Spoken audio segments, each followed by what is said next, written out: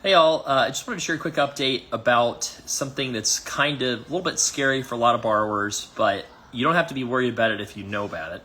And that is that a lot of IDR applications, actually it's several 100,000 IDR applications, are being denied right now.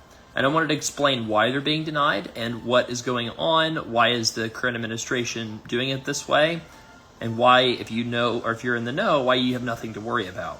So basically what's going on is, for a very, very long time, the Department of Ed has allowed IDR applications to say, pick the plan with the lowest monthly payment for me.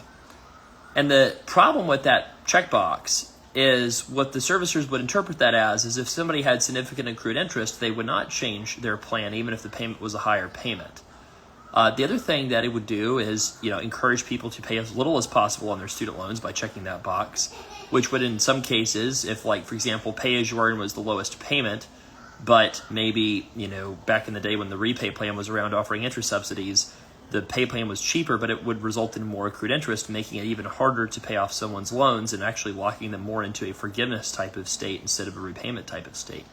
So what's really going on, I think, here is a battle of words, right? It's a war over words. And, if you think about political parties, both political parties sort of engage in this naming game, right? So, for example, the Build Back Better bill or the One Big Beautiful Bill Act, right? So basically both parties engage in, Inflation Reduction Act, Tax Cuts and Jobs Act, right? Both political parties kind of want to play this word game.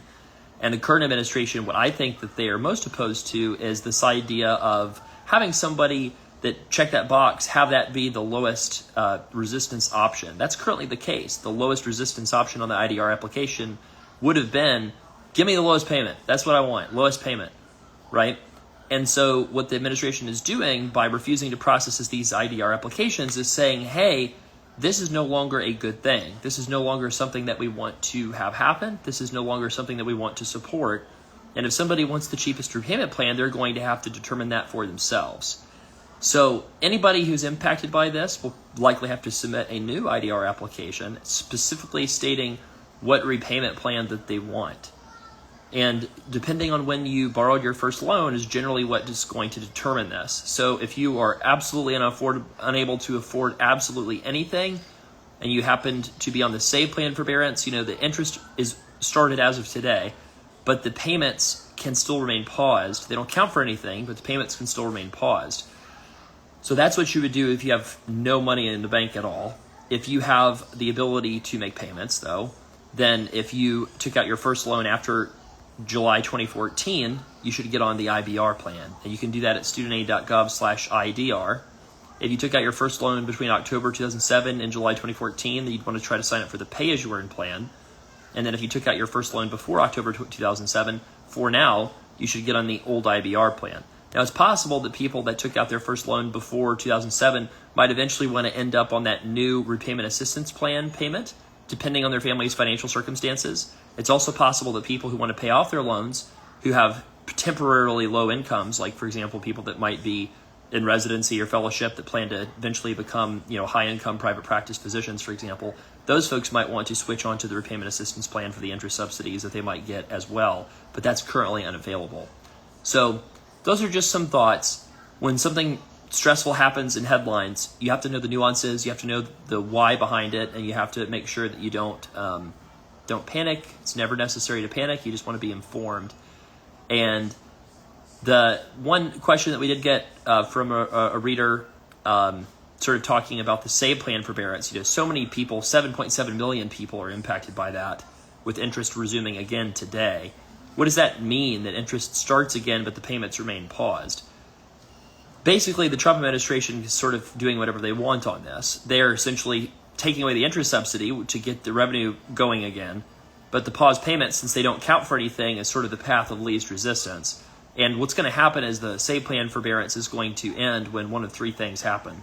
Either the 8th Circuit Court of Appeals strikes it down, which could literally happen any day. The Trump administration could end it through negotiated rulemaking, which would take maybe about a year. Or July 2028, when all these old plans get phased out anyway, and the only plan options are IBR if you're an existing borrower, or the new repayment assistance plan if you're a new borrower as of July 2026. So that's the gist on the payment pause kind of thing going on. Why is it so confusing? So I mean, that's why I'm not in support of people staying on the save plan forbearance unless you don't have a good alternative, because your finances are strapped, right? Because it doesn't count for anything. The interest is accumulating. There's no real utility to it unless you have 20% credit card debt that you need to focus on paying off first. And why are they doing it this way? Just because they just made it up, right? They wanted the interest to start again, and they decided to keep the payments paused but not let them count for anything, just to encourage people to get off of the save plan forbearance, which is like rationally I think what the smart thing to do is for most people. And the other question we got was about the forbearances that were counted by the Biden administration. I mean, the new RAP plan does actually call out long periods of forbearances or certain kinds of deferments as potentially counting towards the 30 years.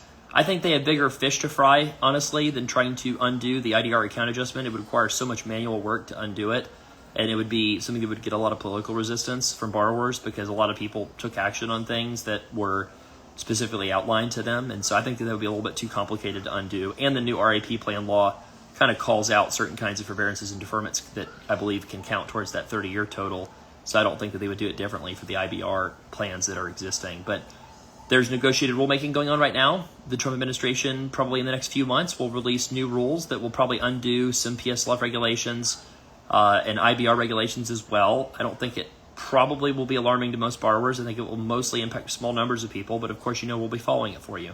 So if you want to give Student Loan Planner a follow, and if you have any questions, put them in the comments. Thank you all so much for watching.